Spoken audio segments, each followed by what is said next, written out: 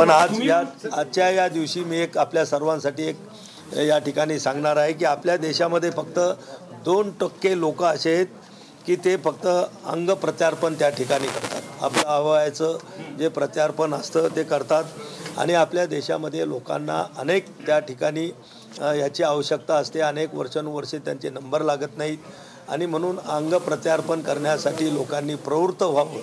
लोकांनी सुद्धा पुढाकार घ्यावा. या अगोदरसुद्धा या आरोग्य विभागाच्या माध्यमातून ही मोहीम राबवल्या गेली.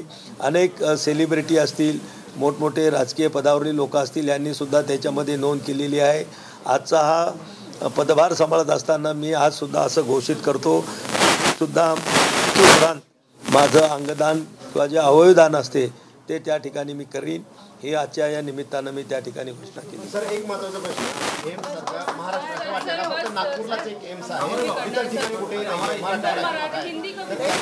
नाही. राम भाऊ, आपल्याला माहीत आहे की आदरणीय नरेंद्र मोदीजी पंतप्रधान होण्याच्या अगोदर किती एम्स या देशामध्ये होते आणि या गेल्या 10 वर्षामध्ये किती एम्स आपल्या देशामध्ये चालू झालेले आहेत.